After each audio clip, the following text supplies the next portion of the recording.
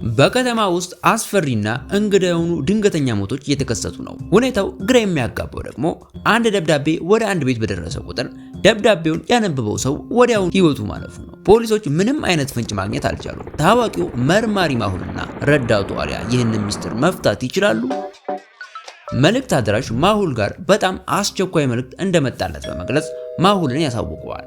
ማሁልም ደብዳቤው ለማን እንደተላከ ሲጠይቀው አድራሹ መልእክቱ ሚስተር ራጋቭ ለሚባል ሰው መላኩን ነገረው። ማሁል በቤታቸው ውስጥ ራጋቭ የሚባል ሰው እንደማይኖር በግልጽ ይናገራል። ሆኖም ግን አሊያ ደብዳቤው ላይ ያለው አድራሻ በእርግጠኝነት የነሱ መሆኑ እጅግ እንደሚገርማት እየገለጸች ማሁልም ደብዳቤውን ተቀብሎ ነገሩ እንግዳ መሆኑን በመገመት አሽትቶት የአልመንድ ሽታ እንዳለው ካረጋገጠ በኋላ የሳይናይድ መርዝ ምልክት ሊሆን እንደሚችል ለአሊያ እየነገረ ያስጠነቅቃታል። ይህ ደብዳቤ ተራ እንዳልሆነ በጥርጣሬ በመናገር አሊያ አንድ ሰው ለራጋቭ ልኮት የነሱን አድራሻ መጠቀሙ እጅግ ግራ እንደሚያጋባና አደገኛ ሊሆን እንደሚችል ትገነዘባለች። ማሁልም ሁልጊዜ የሆነ ነገር መፈጠሩ የማይቀር ቢሆንም አሁን ግን የዚህን ደብዳቤ ምስጢር ለማወቅ ወደ ዶክተር ሳንጃና ጋር መሄድ እንዳለባቸው ይወስናል። የዶክተር ሳንጃና ቤተ ሙከራ ደጃፍ ሲደርሱ በሩ በምልክታዊ ይለፍ ቃል ተቆልፏል። ተመልካቾች ከተቀመጡት ምስል ውስጥ የትኛው ነው ቁልፉ? ገምቱ።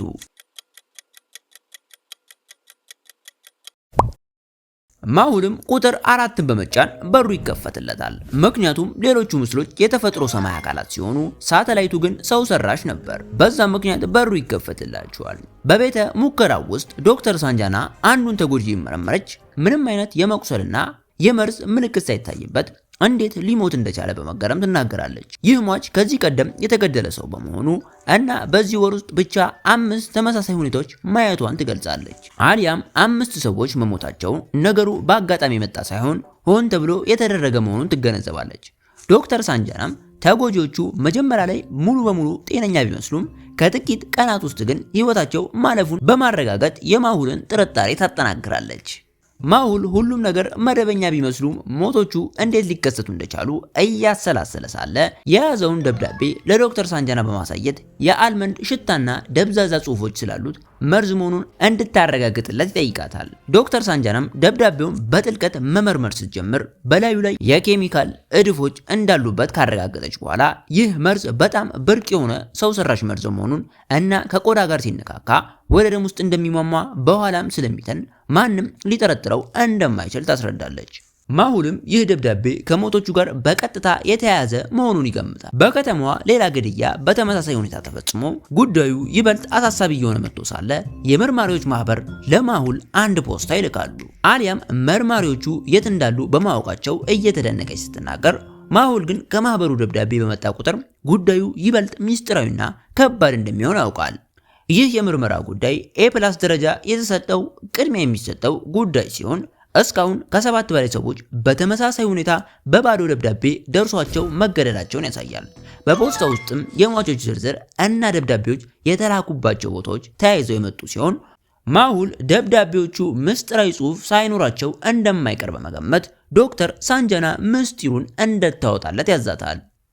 ማሁል የሟቾችን ዝርዝር መመርመር ሲጀምር ሞንስ ሰኞ፣ ዌንዲ ሮብ፣ ፋታ አርብ፣ ሳም ደግሞ እሁድ መገደላቸውን ይረዳል። በዚህም ቀጣዩ ግድያ መቼ እንደሚሆን በማስላት እናንተ መገመት ትችላላችሁ።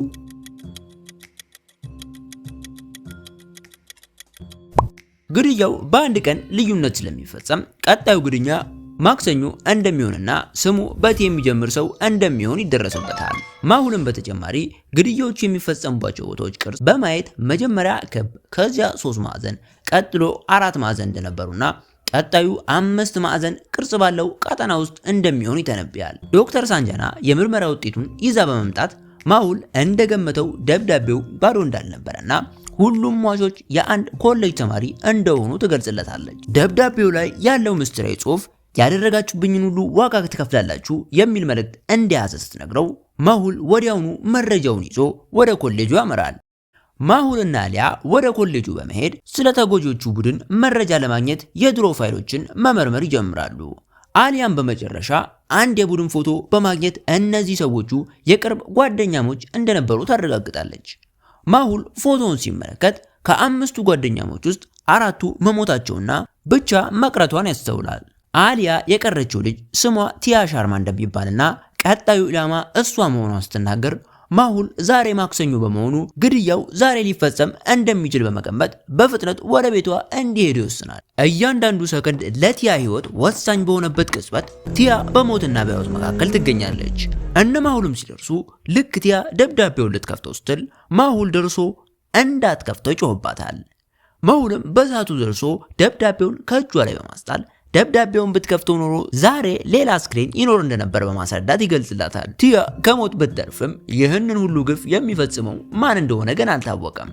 ማሁልም ለቲያ ይህ የበቀል እርምጃ መሆኑን ገልጾ በኮሌጅ ቆይታቸው የበደሉት ሰው ካለ እንድታስታውስ ይጠይቃታል። ቲያም ሁሉም ጓደኞች እንደነበሩና ምናልባት ትንሽ መሳለቅ እንጂ ሌላ ትልቅ ችግር እንዳልነበረ ትናገራለች።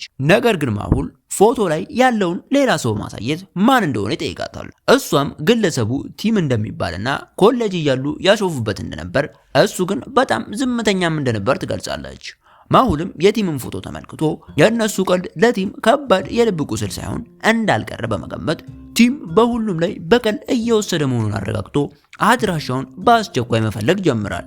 እዛም ሄደው ማሁልና ሊያ ወደ ቲም መደበቂያ ቦታ ሲደርሱ ቲም አደገኛ ሊሆን ስለሚችል በጥንቃቄ መግባት እንዳለባቸው ይነጋገራሉ። ከዚያም ማሁል ቲም ጋር በመድረሱ ሊያመልጥ እንደማይችልና ሁሉም ነገር እንዳወቁበት ይነግረዋል። ማሁልም በዚህ ሰዓት ጨዋታው ማለቁና ላለፈው በቀል በሰዎች ሕይወት በመጫወቱ ወደ እስር ቤት እንደሚሄድ ይገልጽለታል። በዛን ሰዓት ቲም ተናዶ ሊያጠቃቸው ቢሞክሩም ሁለቱ በጋራ ሆነው በቁጥጥር ስር ያውሉታል። በመጨረሻም ጉልበተኝነት ወይም መሳለቅ ስህተት ቢሆንም ቲም የወሰደው የበቀል እርምጃ ግን ፍጹም ሊታለፍ የማይችል ወንጀል መሆኑን ይነግረዋል። መርማሪ ማሁልና ሊያ በብልሃታቸውና በትጋታቸው ይህንን አስቸጋሪ ምስጢር ፈተው እውነቱ ሁልጊዜም እንደምታሸንፍ ያረጋግጣሉ። ሰዎች ይህንን ቻናል ሰብስክራይብ ማድረግ እንዳረሱ። ከዚህ በኋላ የተለያዩ ሽልማቶች ስለሚኖሩ ቀድማችሁ ሰብስክራይብ አድርጉ።